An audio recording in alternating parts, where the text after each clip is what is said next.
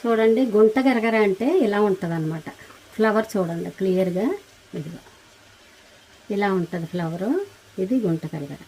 ఇది చాలామందికి తెలిసిన విషయం, జుట్టు గురించి మంచిది అని అయితే తెలుస్తుంది. కానీ అంతకంటే విలువైన మనిషి లోపల ఉండే, మన లోపల ఉండే ఊపిరితిత్తులు హెల్దీగా ఉండటానికి, ఏ రకమైన ఇన్ఫెక్షన్స్ లేకుండా ఉండాలంటే అప్పుడప్పుడు మనం ఈ గుంట కలగర పచ్చడి చేసుకుని తినాలి. ఇది ఎలా చేసే విధానం ఏంటంటే, ఆకులన్నీ నీట్గా ఒలిచేసుకొని ఎండుమిర్చి, ధనియాలు, జీలకర్ర, వెల్లుల్లి, చింతపండు వేసి చక్కగా అవన్నీ వేయించేసుకుని, ఈ ఆకు కూడా ఆయిల్లో వేయించేసుకుని మిక్సీ పట్టేసుకుంటే ఎంతో టేస్టీ అండ్ హెల్దీ గుంట గరగర పచ్చడి రెడీ అవుతుంది అనమాట.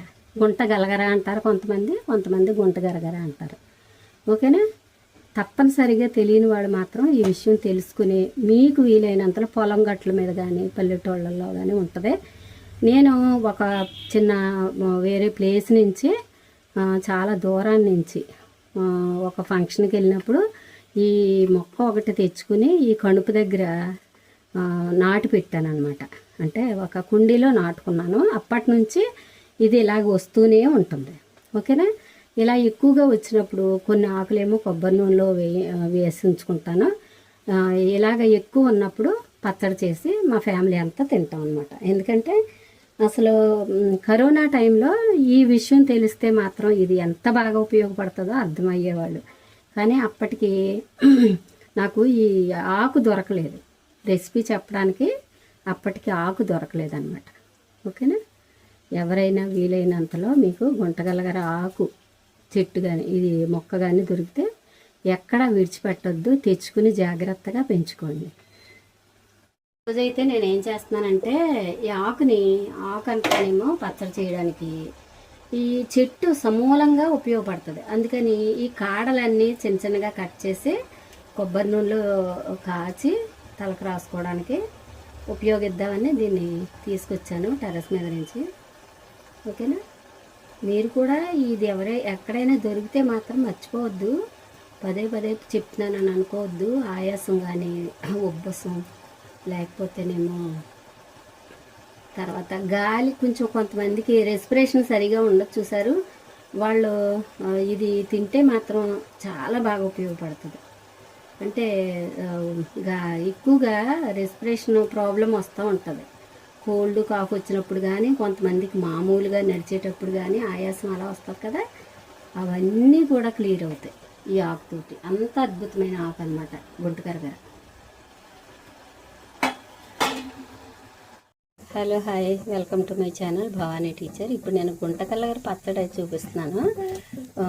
స్టవ్ మీద పాన్ పెట్టి దానిలో ఆయిల్ వేసి 1 స్పూన్ ధనియాలు, 1 స్పూన్ జీలకర్ర వేసాము. ఇవి వేగుతున్నాయి. మిర్చి కూడా వేసేస్తాము. తర్వాత చూడండి, నేను ఒలిచి పెట్టాను కదా ఈ గుంటగలగర, ఇప్పుడు బాగా కడిగి పెట్టాను. దీన్ని నీళ్ళల్లోంచి దేవి దీనిలో వేసేసుకుంటే సరిపోతుంది. ఎగ్ చూస్తావా? అవునా? అదే వేసే మాకేసాయి.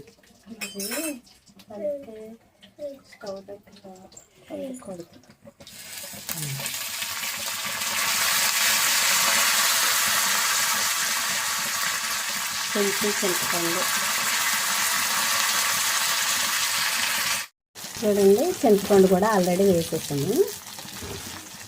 ఇవన్నీ వేగిపోయిన తర్వాత మనం చల్లారాక కాస్త ఉప్పు, జీలకర్ర జీలకర్ర వేస్తాం కదా, ఓన్లీ ఉప్పు, వెల్లుల్లిపాయ వేసి మిక్సీ పట్టుకుంటే సరిపోతుంది.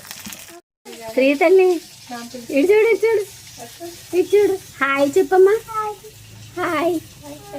హాయ్ ఫ్రెండ్స్ చెప్పు. వేగిపోయింది. ఇప్పుడు మనం స్టవ్ ఆపేసుకోవచ్చు. స్టవ్ ఆపేసుకుని చల్లారిన తర్వాత పచ్చడి చేసుకుంటే ఎంతో ఆరోగ్యం. పచ్చడి తప్పనిసరిగా చేసుకోండి.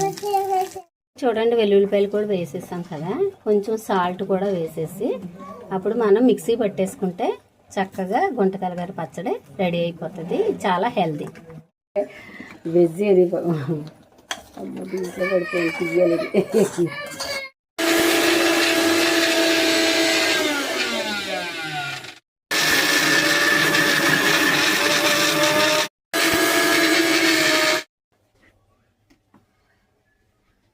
ఎంతో టేస్టీ గుంట కలగర పచ్చడి రెడీ అయింది.